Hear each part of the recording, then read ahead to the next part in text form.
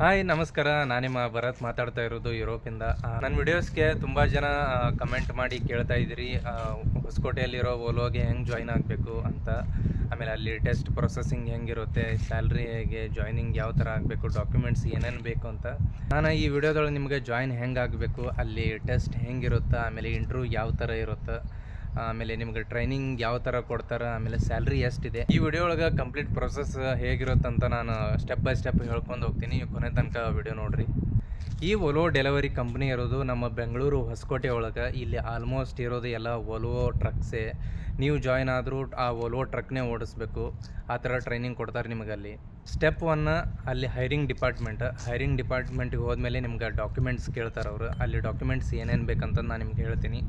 First ನಿಮ್ಮ driving licence, Aadhaar card, PAN card, ಆಮೇಲೆ passport size photo, ಆಮೇಲೆ ಒಂದು ಪಾಸ್ಬುಕ್ ಬೇಕು ನಿಮ್ಮದು. ಯಾಕಂದ್ರೆ ನೀವು ಅಲ್ಲಿ ಯಾವ ಪಾಸ್ಬುಕ್ಕು ಬ್ಯಾಂಕ್ ಅಕೌಂಟ್ ಕೊಡ್ತೀರಿ ಅದೇ ಬ್ಯಾಂಕ್ ಅಕೌಂಟಿಗೆ ಸ್ಯಾಲ್ರಿ ಕ್ರೆಡಿಟ್ ಆಕೈತಿ. ಮತ್ತು ಅವ್ರ ಡಾಕ್ಯುಮೆಂಟ್ಸ್ ಏನು ನಿಮಗೆ ಇಟ್ಕೊಳೋದಿಲ್ಲ, ಓನ್ಲಿ ಸ್ಕ್ಯಾನ್ ಮಾಡಿ ಆಗ ನಿಮ್ಗೆ ವಾಪಸ್ ಕೊಟ್ಬಿಡ್ತಾರಲ್ಲಿ.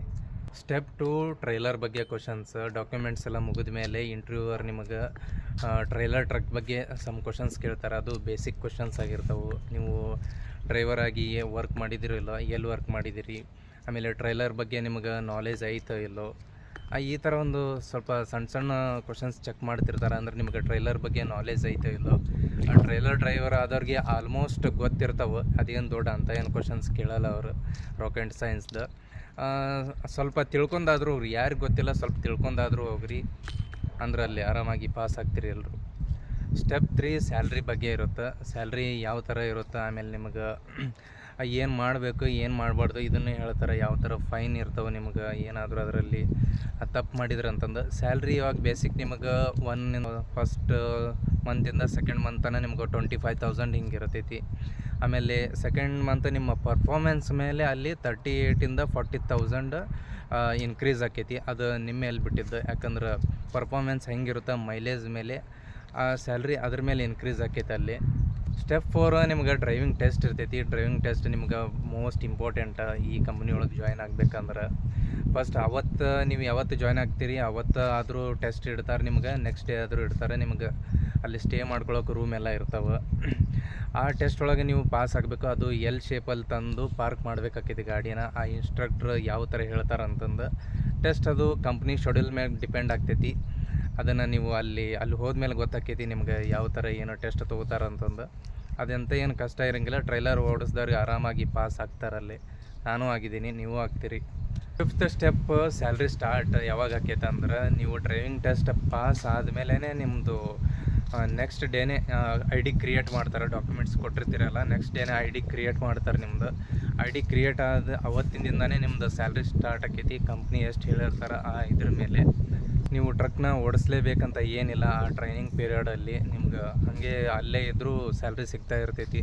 6th ಸ್ಟೆಪ್ ನಿಮ್ಮನ್ನ ಒಲೋ ಟ್ರೈನಿಂಗಿಗೆ ಕಳಿಸ್ತಾರೆ. ಅದು ಕಂಪ್ನಿ ಶೆಡ್ಯೂಲಿನ ಪ್ರಕಾರ ನೀವು ಯಾವಾಗ ಪಾಸ್ ಆಗಿರ್ತೀರಿ ಇಲ್ಲಿ ನಮ್ಮ ಕಂಪ್ನಿ ಒಳಗೆ ಅದನ್ನು ನೋಡ್ಕೊಂಡು ಆಮೇಲೆ ನಿಮ್ಮನ್ನ ಮಂಡೇ ಅಂತ ಒಲೋ ಟ್ರೈನಿಂಗಿಗೆ ಕಳಿಸ್ತಾರೆ.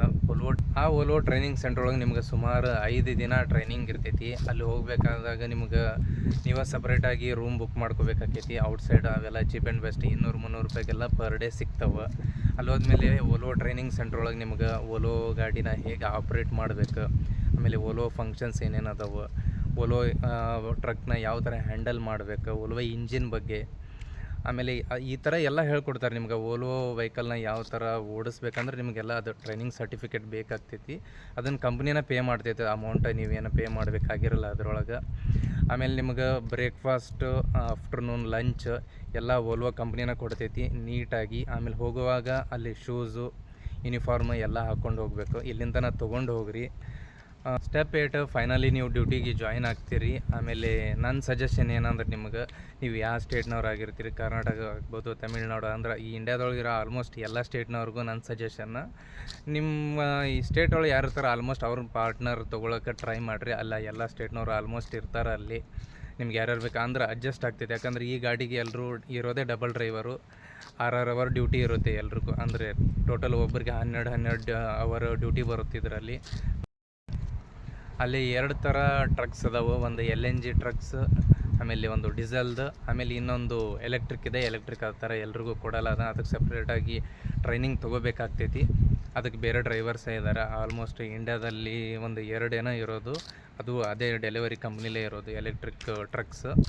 ಹಾಗಾಗಿ ನಿಮ್ಗೆ ಯಾವ್ದು ಬೇಕೋ ಅದರಲ್ಲಿ ಕಂಪ್ನಿ ಹೇಳುತ್ತೆ, ನಿಮಗೆ ನೀವು ಬೇಕಾದ್ರೆ ರಿಕ್ವೆಸ್ಟ್ ಮಾಡ್ಕೊಂಬಿಟ್ಟು ನೀವು ಡೀಸೆಲ್ ಆದರೂ ತೊಗೋಬೋದು, LNG ಆದರೂ ತೊಗೋಬೋದು. ಫೈನಲಿ ನೀವು ಅಲ್ಲಿಂದ ನಿಮ್ಗೆ ಡ್ಯೂಟಿಗೆ ಕಳಿಸ್ತೈತಿ ಕಂಪನಿ. ಈ ವಿಡಿಯೋ ನಿಮ್ಗೆ ಯೂಸ್ಫುಲ್ ಆಗಿತ್ತು ಅಂದ್ರೆ ನಿಮ್ಮ ಫ್ರೆಂಡ್ಸ್ಗೂ ಶೇರ್ ಮಾಡಿರಿ, ಅವ್ರಿಗೂ ಹೆಲ್ಪ್ ಆಗಲಿ. ಡ್ರೈವಿಂಗ್ ರಿಲೇಟೆಡ್ ವೀಡಿಯೋಸ್ಗಾಗಿ ನನ್ನ ಪೇಜ್ನ ಫಾಲೋ ಮಾಡ್ಕೊರಿ, ಸಬ್ಸ್ಕ್ರೈಬ್ ಮಾಡಿರಿ, ಲೈಕ್ ಮಾಡಿರಿ. ನಿಮ್ಗೆ ಇಷ್ಟ ಆಗಿತ್ತಂದ್ರೆ ನಾನು ಮತ್ತೆ ನಿಮ್ಗೆ ಮುಂದಿನ ವಿಡಿಯೋದಾಗ ಸಿಗ್ತೀನಿ.